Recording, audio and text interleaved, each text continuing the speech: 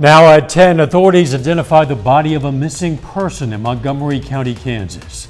Plus, an area school teacher is charged for child sex crimes. And divers at Roaring River State Park present their findings of a cave system. The 4 states' most watched news starts now. Authorities today identified the body of a person who went missing this weekend in Montgomery County, Kansas. This is KOAM News at 10. 22-year-old Jeremy Cox of Augusta, Kansas, was last seen on a hiking trail near U.S. Highway 160 and County Road 5000. After a search, authorities found his body just off the hiking path. They say they do not suspect foul play, but that investigation is still underway. A nearly 20-month investigation has led to the arrest of a Monette, Missouri school teacher for sex crimes. Authorities say 62-year-old Timothy Steely claimed in 2021 he was dropping off college books sold on Craigslist. They asked a 15-year-old boy living at the home, and he said he met Steely on an app. The boy said Steely performed a sexual act in a truck outside the home. Steely claims he only discussed selling books and left when the boy said no. Authorities arrested Steely while he was working at a Monette school. Steely faces charges for child abuse and sodomy. Area authorities are looking for an inmate who escaped while getting medical treatment. The escapee is this man, 41-year-old Michael Ray Durison. Newton County, Missouri authorities were holding him on a fugitive warrant out of Louisiana. He had not previously been suspected of violence, but law officers say as Durison was getting treatment at Freeman Neosho, he assaulted a law officer and escaped. Durison is described as 6 feet tall, 160 pounds, with black hair and hazel eyes. He was last seen wearing a white t-shirt and orange scrub pants. Authorities are investigating a weekend shooting in the Foxfire edition of Galena, Kansas. Investigators say a resident of a duplex fired a gun in her apartment. They say the bullet went through a wall, then struck a resident of the adjoining apartment in the head. The victim suffered minor injuries. Officers also discovered drugs and drug paraphernalia in the apartment where the drug was fired. They arrested a male and a female suspect. Charges submitted include criminal discharge of a firearm, possession of a firearm by a convicted felon, and possession of marijuana and meth. Doug Hetty joins us now with a first look at the weather. Well, of course, over the past few days, it has been super hot, way too hot for the second half of September. We've been near record highs. And again, today we hit 97, just a degree shy of the record high set back in 1954, 98 degrees. We should be topping out right around 80 for this time of the year. It's still warm, 78 Monette. We have 84 in Fort Scott. Independence is sitting at 80. Veneta at 81 degrees. We have clear skies. You can just see a few upper level clouds kind of streaming through, but not a whole bunch is going on here. By morning, 76, 81 by 9, all the way above 90 degrees by the time we get to the noon hour, high temp at 98, so near record heat once again. Now, we have some relief by Thursday, also some rain chances, which is good. We're going to look at that here in just a bit. All right, see you soon. 4-staters might have increased utility bills since last year. The latest study by the National Energy Assistance Directors Association found utility bills have climbed 15% since last year. The assistant weatherization director from Joplin says more people are asking for weatherization assistance. He says besides making sure windows and doors are weatherproof, people should also pay attention to their water heaters. We just wrap the water heater, so it's the water heater, and we put a jacket around the water heater. And so what that does is that keeps the water inside the tank, I guess essentially hot longer. So that way it's not kicking on and running as often. You can find more energy saving tips on our website, KOAMnewsnow.com. Divers are going to new depths in a southwest Missouri spring. A group is exploring the underwater portions at the beginning of Roaring River. KOAM's Amber Jenkins has more. We just wrap the water heater, so it's the water heater, and we put a jacket around the water heater. Obviously, that is the wrong video. We'll see if we can get that video for you just a little bit later in this broadcast. The U.S. Senator from Kansas, Jerry Moran, today was in the southeastern part of the Sunflower State. He toured farms in Columbus and in Scammon.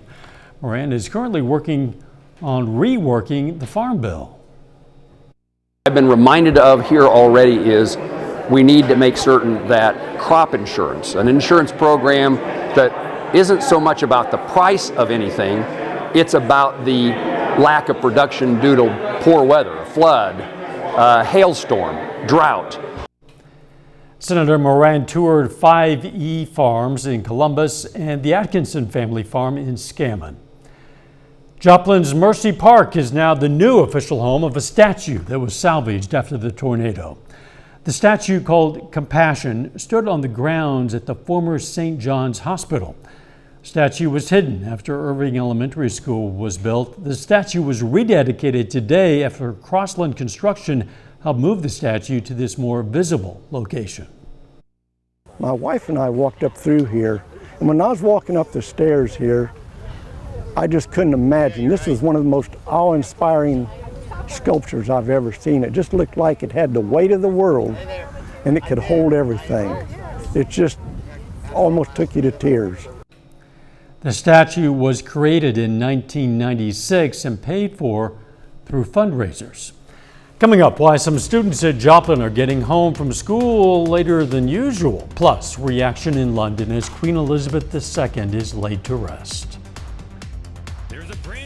Some Joplin students are arriving home from school later than usual due to a bus driver shortage.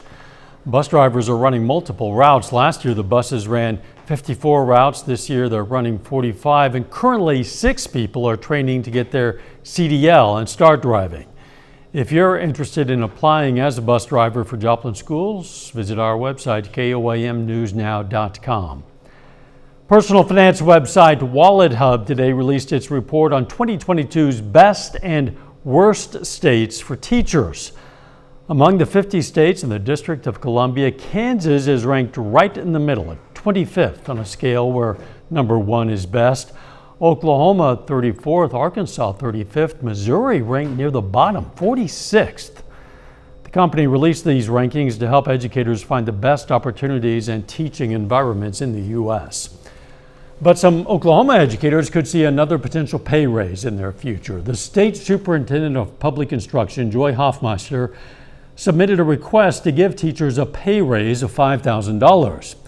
Oklahoma teachers last received an official pay raise in 2018 for $6,100 and an additional salary increase averaging $1,220 in 2019. The budget request will be presented this Thursday. Westminster Abbey hosted Queen Elizabeth II's coronation and her marriage to Prince Philip, and today it was the site of her state funeral, where she was remembered for her life of service to the United Kingdom. Reporter Danya Bacchus is in London with a recap of the emotional day. Dignitaries from around the world gathered in London's Westminster Abbey to bid farewell to Queen Elizabeth II at her state funeral. For the royal family, it was an emotional goodbye to their mother, grandmother, and great-grandmother. And we pray today especially for all her family, grieving as every family at a funeral. King Charles III left a note on top of his mother's coffin, writing, "In loving and devoted memory." Alongside the kings, sultans, and presidents were retired Major Peter Norton and Colour Sergeant Johnson Bahari, winners of the highest British awards for bravery. It was hard for me to hold it together. Being in uniform, I had to try and be tough, but it had moments where I had to, let it out. It's estimated the Queen's funeral was watched by about 4 billion people around the world, likely becoming the most watched event in history. Thousands lined the streets to witness the procession, first through London on a carriage and then driven 25 miles to Windsor, England. From there, the Queen's favorite pony and 2 corgis watched as the royal family made the so-called long walk to Windsor Castle and St. George's Chapel for a committal service. Her calm and dignified presence has given us confidence to face the future as she did. The crown, orb, and scepter were removed from her coffin, which was then lowered into a vault. At a private family service Monday evening, the Queen was buried next to her late husband, Prince Philip. Danya Backus, CBS News, London. The coronation for King Charles III is expected to be next year when he'll receive the imperial state crown. A little bit later, the circus comes to southeast Kansas. We'll take a look at the festivities. Plus, the heat is going to stick around, but some relief inside. We're going to be checking that out coming up. Well, of course, the heat again for us today. We had record highs yesterday and right at our record for us today. Upper 90s. We should be topping out right around 80. So this is kind of ridiculous. We are going to have some relief down the road, which is good news. Clear skies right now. Nice shot, Indigo Sky Casino and Resort. Look at this. This is above our average high for July. Upper 90s yesterday, upper 90s for us today, which none of us want to see. But let's jump ahead because we do have some changes. Let's go to Wednesday evening. Here's 5 p.m. Look at this. Cold front sliding in. Along the front, we're going to have some hit and miss scattered thunderstorms that start to pop up. Most importantly, the front slides through. We'll have some leftover showers Thursday morning. By the time we get into Thursday afternoon, temperatures are going to be sitting into the 70s. So we're going to have a drop in highs by about 20 degrees. So that is really good news. Bad news, southerly winds return by the time we head into Friday. And here comes the heat, moving right back in. But at least we get a little bit of relief as we go through the middle of the work week. Still warm for us right now, 79 in Carthage, 75 in Grand, 81 in Welch. We have 85 still in Parsons. Here's 7th, here's Rangeline at the airport sitting at 80, southerly winds at about 5, humidities at 54%. Not a whole bunch going on, pretty much clear skies. You can see some upper level clouds which are kind of shooting through the region, but nothing across Central Plains to find any rain. You got to travel out across western parts of Kansas. But if we drop south, we got Hurricane Fiona that, of course, almost 30 inches of rain in Puerto Rico. Look at the very defined eye wall. Look where it's moving. Virgin Islands toward the Bahamas. The reason it won't hit the eastern seaboard is upper level winds will pull it off toward the east. So the eastern seaboard, thankfully, won't have to deal with Fiona. Back here at home, we have that guy, big dome of high pressure, and that's why we're so hot and so dry. Let's step through time. I'm going to stop this tomorrow morning. Lower 70s, clear skies. Let's go through the morning hours into the 90s by noon. Then we're going to top out upper 90s to near 100. 97 in Lamar, 95 in Grove, 100 Chanute, 101 in Independence. So it's going to be very hot. At least the humidity not too bad. 72 to start, 91 by noon. High temp 98, southerly winds 5 to 15. Tomorrow night, very similar to what we're going to see tonight. Lower 70s, and then as we go into Wednesday, heating up, upper 90s to near 100 again. But remember that front drops in. Look at this, few isolated evening thunderstorms, and then that cooler air will start to work in, which is great news. Look at the showers by Thursday morning. It's not going to be widespread, but we have chances. 98 for us tomorrow, 98 on Wednesday. Only 77 on Thursday, so about 20 degrees cooler. Thursday is the first day of fall, so Mother Nature, she's on track. She just forgets by Friday. 88 Friday, back to 93 on Saturday, cooling back down again early next week. Exactly 1 day of fall, and then we don't go to winter. Yeah. We just go right back to summer. Or to winter probably in a couple weeks. Yeah, so. Thanks, Doug. Hey, a diving group is exploring some underwater portions at the beginning of Roaring River. KOAM's Amber Jenkins has that story. Roaring River near Cassaville springs from a cave. Kids Rebreathers divers worked with the state park to map out the underwater cave's depths. Wanting to try to get the remapping of our cave done. We had no idea that the possibility was there that they could actually go through the restriction. But they're world renowned and they were able to pull it off for us. Before the divers could go into the cave, they applied and petitioned the state environment boards for approval. The current leadership here in the state park, it's due to these individuals that this project has been possible. So all of the accomplishments and successes have been a big driving factor from Superintendent Joel. Kids Rebreathers divers are named after an important piece of diving equipment called a rebreather. The lead diver, Mike Young, improved the rebreather to make it smaller, recyclable, and last longer on deep dives. And with this unique configuration of a rebreather, it allows us to side mount our scuba tanks, where we wear the scuba tanks on our sides. And what that does is it makes our body profile very narrow, so that we can fit through these tight restrictions. This is the first dive exploration since the 90s. KISS rebreather divers are using the technological advancements to explore Roaring River deeper than any dive team before. Goal here on our monthly visits are to push the limits of possibility using the KISS rebreather technology and see where the cave takes us. Reporting in Cassville, Amber Jenkins, KOAM News. KISS Rebreathers divers are planning more dives at Roaring River in the future, but they're not releasing specific dive dates. Some drivers in Jasper County can expect traffic delays and detours. Crews began resurfacing 3 bridges at the Missouri Route 249 and Missouri Route 171 interchange near Webb City. The northbound Route 249 to Route 171 bridge will be closed for up to 5 consecutive weekends. Drivers will need to take the detour of northbound Route 249 to Jasper County Route HH to northbound Route 171. The circus is in town in Altamont, Kansas. Cnm Circus hosted their event at McMillan Park. The Cnm Circus is a tented one-ring circus that performs 2 90-minute shows 7 days a week across 17 states per season. Features performances under the Big Top, Animals, and a Bouncy House. Well, it really is truly thrilling. We're going to have beautiful animals of all kinds. We're going to have incredible artists and acrobats. It really is a sight and sensory explosion. The Big Top show featured animal acts, aerialists, and daredevils.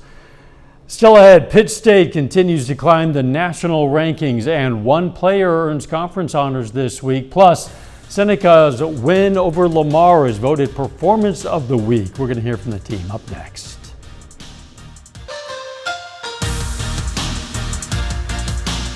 McDonald County softball is putting together another solid season this year. The Mustangs are 11-4 and currently on a 3-game winning streak. McDonald County hosts a big matchup today against Nixa. The Eagles are 10-4. Bottom of the first, J.C. Franken smashes it over the wall for a home run. Mustangs lead 1-0. Skip now to the 7th, Phoebe Gardner pops it up to far left. Jalen Mabes scores on the sac fly. Eagles take a late lead, but McDonald County has an answer. Regan Myrick bunts. Throw goes way past first, so the runners advance to 2nd and 3rd. And then Nevaeh Dodson chops it down the middle. 2 runners score. The Mustangs walk it off 3-2. This week's Performance of the Week goes to the Seneca Indians. The Indians battled to a huge win on Friday and remain undefeated through the first 4 weeks of the season. Seneca took down the top-ranked Lamar Tigers at home last week, 36-33. The Indians were down 14-0 early, but they managed to turn things around, and with less than a minute left on the clock, Gavin Hoover found Ethan Altick for a 43-yard touchdown to win the game. I don't think we could have got off to a worse start, and then to find a way to claw back into it and be sitting there down 1 at halftime and getting the ball. Everybody felt pretty good about where we were at. I think our team is going to go to battle every time we step on the field, and Lamar is a tremendous football team, and to be able to come away with that a win, I think it gives us lots of confidence going into the rest of the season. Pitt State's Kaiser Newell is named MIAA Special Teams Athlete of the Week. He blocked a punt and returned it for a touchdown in the Gorillas' 49-14 win over Northeastern State on Saturday. Pitt State football climbed the national rankings again this week. The Gorillas are ranked 14th in the latest AFCA Division II coaches poll. That's 2 spots higher than last week. They're 3-0 to start the season with wins over Central Missouri, Nebraska Kearney, and most recently, Northeastern State. This week, Pitt State travels to Emporia to take on the Hornets at 1 p.m. on Saturday. Gorillas looking good. They are. I'm excited for that Missouri Southern Pitt State matchup coming in a few weeks. Should be a good one. Could be fun. We'll be right back. Take time now to honor a local veteran. Delbert Brookshire served in the U.S. Navy beginning in 1945. His hometown, Pittsburgh, and we are proud to salute Chief Petty Officer Delbert Brookshire, a four-state hero. You can learn about lots of other heroes from all across this area, thousands of them in our database. You can also submit a hero of your own anytime. We all know a hero. We all know a veteran, someone who deserves to be recognized. Why not nominate yours? Just go to our website, KOAMnewsnow.com. A Palestinian farmer has discovered an ornate floor mosaic dating back to the Palestine era when planting an olive tree. Look at this, the mosaic in the Gaza Strip, just a couple of miles from the often tense border with Israel, they say is in perfect state of preservation. The farmer said he discovered the remains with inscriptions depicting colorful animals and birds. Specialists said the mosaic is one of the most important archaeological treasures discovered in the Gaza Strip. Looks perfect. That's very neat. Yeah, it's been buried for a long, long time.